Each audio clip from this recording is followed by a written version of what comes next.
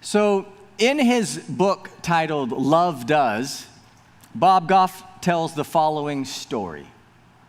Bob and his wife have a house that sits along a bay, and there's a path behind his house where people walk along the bayfront. And one day, as he and his wife were sitting on their back porch, there was a young man walking along the path, and he started to wave to them. And he waved for so long that Bob went down and introduced himself. And when Bob introduced himself, the young man said, "Hi, I'm Ryan, and I'm in love." "That's great, Ryan. Congratulations," said Bob. And after an awkward pause, Ryan stammered, "I walk by your house all the time, and I have this girlfriend, you see, and I want to know if it would be okay if I asked my girlfriend to marry me in your backyard." "Ryan, that sounds like a fantastic idea," Bob said, laughing. A few days later, Bob and his wife were sitting on their back porch again, and along came Ryan. "Hi, Ryan, what can I do for you?" said Bob. "Well, you know how I'm going to propose in your backyard?" "Yes, I remember that. I was wondering if you think it would be possible for us to have dinner on your back porch before I pop the question." Now, Bob bit his tongue to keep from laughing, but then he said, "Oh, what the heck? Of course you can have dinner on our porch. Ryan, that's a great idea." Several days later, Ryan showed up again. "Hi, Bob. Hey, I was thinking, would it be possible for me to have some friends of mine serve us while we're having dinner on your porch?" "Well, what a great idea," Bob said. "You know, how many folks would you need to serve the two of you dinner?" And then Ryan looked up with a grin and sheepishly said, 20? "That's a great idea, Ryan. 20 it is," Bob said. And you know, at this point, Bob was just enjoying seeing how far this young man would go to express his love to his girlfriend. A few days later, Ryan came walking down the pathway again. "Ryan, how are the plans coming?" Bob called out.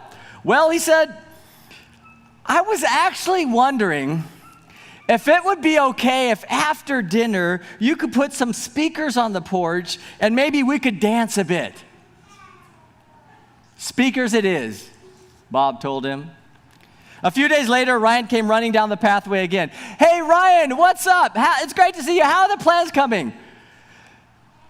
"Do you have a boat?" "A boat?" Bob laughed as he asked him to repeat what he thought he just said. Yeah, do you have a boat?" Ryan asked more confidently. "Well, actually, Ryan, I do." Now, Bob said this once again with half awe and half interest just at seeing Ryan's love-struck, audacious behavior. "Well, can I borrow it?" "Okay, Ryan, the boat's yours," Bob said. Now that night, Bob decided, why should Ryan have all the fun? So he called the Coast Guard and hatched a secret plan along with one of the Coast Guard officers. Now when the big night came, everything was in place. Ryan and his girlfriend came walking down the path. When they got to a white Nantucket house on the bay, he led her up the stairs, across the lawn, toward a candle-lit dinner on the porch. "Ryan, what are we doing? Is this okay? Whose house is this?"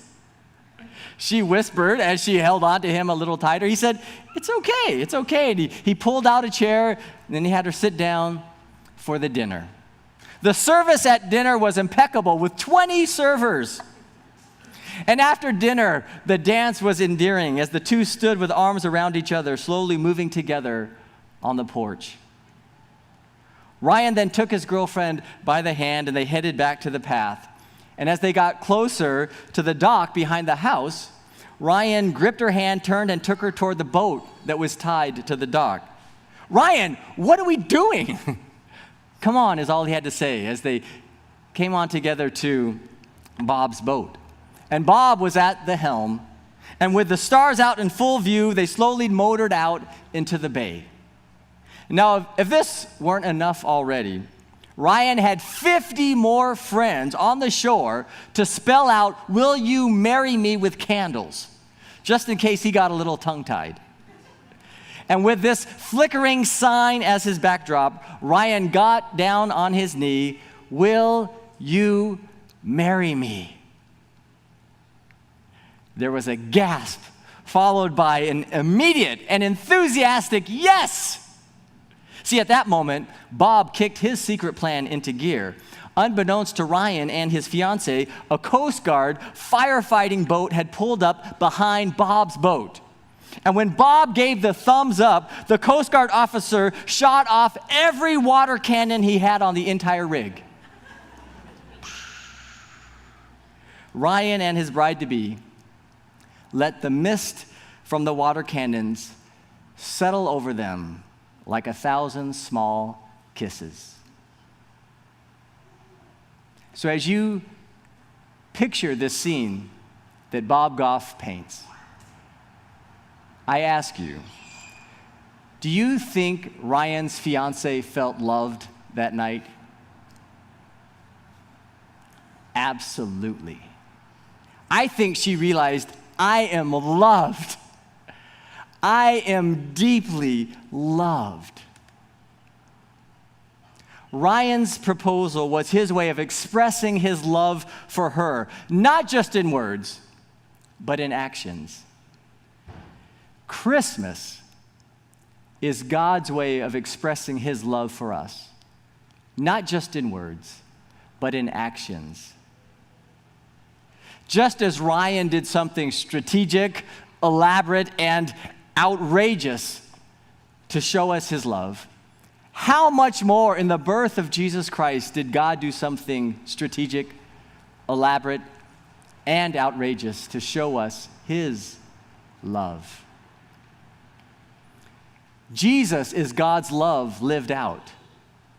Jesus is God's way of declaring, I love you. Now, in the Old Testament, there are two Hebrew words for love. I'm going to just put them up on the screen, ahav and hesed. These are the two Hebrew words for love that are found most often in the Old Testament. Ahav expresses the emotional side of love. It's the deep affection that a husband has for his wife or that a mother has for her daughter. Now, personally, becoming a dad has taught me a lot about God's love, about God's ahav. It's shown me what that means in new ways. You know, I love Micah and Daniel more than I could ever express in words. And I think of them, as I've said before, every time I hear Prince's song, I would die for you. I think of them because that's true. I would lay down my life for them in a heartbeat. That's how much I love them. That's an expression of God's ahav. That's an expression of God's love for his children. Now, God's hesed is his covenant love. It's his commitment to us. It's his determination to care for us and to seek out our best. Hesed is the love that fuels marriage, not being in love, which can come and go, but choosing to love for better, for worse, in sickness and in health. It's a decision of the will. It's love in action. As described in Isaiah 63, it is God's steadfast love. That's how hesed is normally translated. God's steadfast love, the love through which he redeems us and lifts us and carries us. Now, both of these Hebrew words for love are captured in the New Testament Greek word agape. Agape, which shows up over 300 times in the New Testament, describes God's love for us and the love that we are to have for one another. And it appears most famously in John 3:16. For God so agaped the world. For God so loved the world. I'd like to read this verse together. We're just going to read verse 16. This is the NRSV translation. I think many of us know it in the King James Version. But let's read verse 16 together. For God so loved the world that he gave his only Son, so that everyone who believes in him may not perish, but may have eternal life. Wow. We see in this verse that love is what motivated God to give us his Son. Love is the motivation for Christmas. And this love is life transforming. We all need love, don't we? Love is our most basic human need. Whether we're an infant crying out for someone to hold us, or a middle schooler checking to see how many likes we have on Instagram, or a grown adult wanting to connect with a friend, we all need love. We all long for affirmation. And the reality is that none of us is loved perfectly by the people around us. We experience varying degrees of love.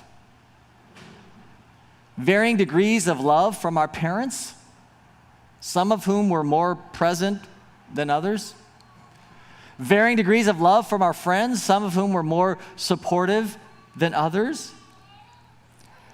And Christmas is so significant because Christmas tells us that no matter what you've experienced from the people around you, there is one who loves you deeply and lavishly. And that one is God. You are loved by God, by the creator of the universe. Ryan's lavish love for his girlfriend is just a fraction of God's love for you. Now, if we believe this message, everyone who believes in him, if we believe this message, it changes us.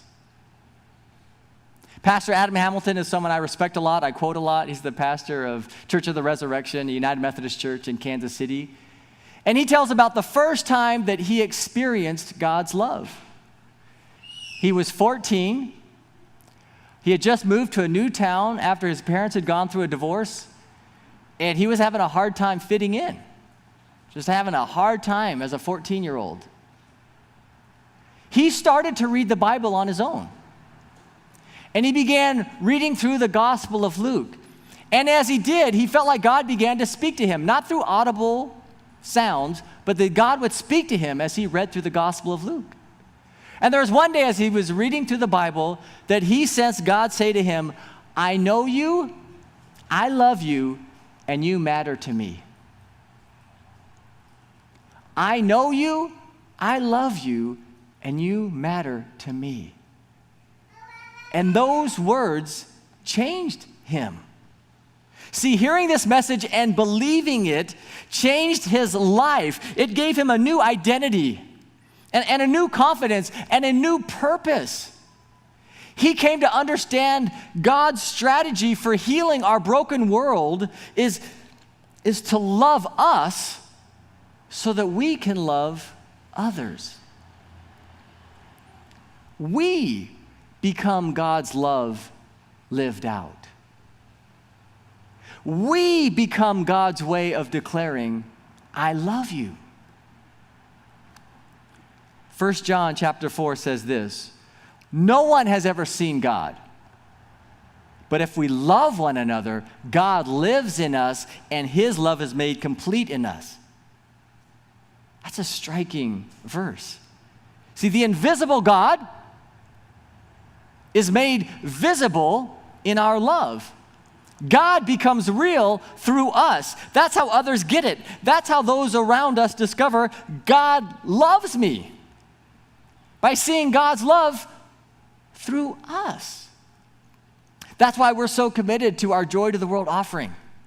That's why we're so committed to celebrating Christmas in a way that demonstrates agape love. By serving others, especially the least, those in need. By giving as God gave. Last night we had our One Big Canoe. It's our Saturday night worship service, monthly Saturday night worship service. and Pastor Andrew Lee and his wife Janice spoke. They gave the message last night.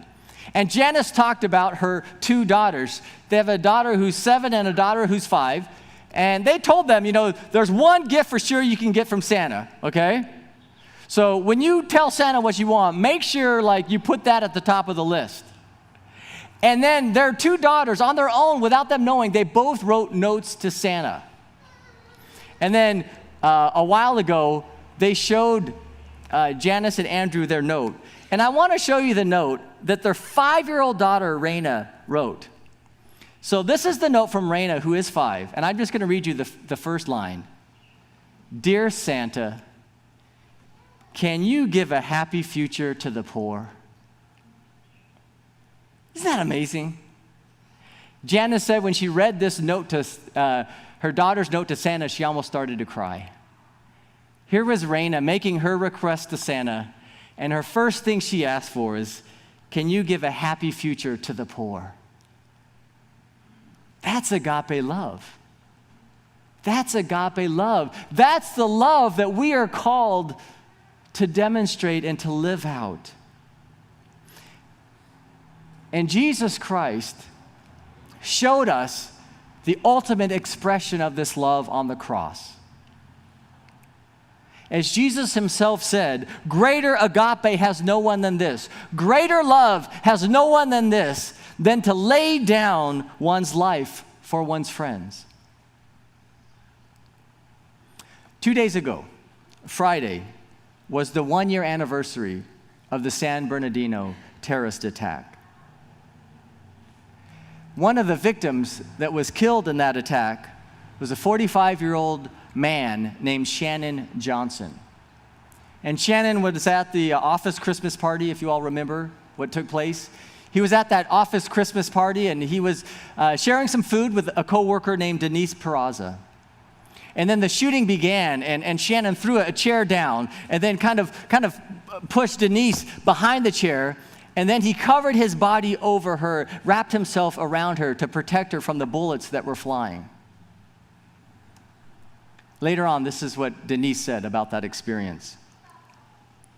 I will always remember his left arm wrapped around me, holding me as close as possible next to him behind that chair. And amidst all the chaos, I'll always remember him saying these 3 words, I've got you. I've got you.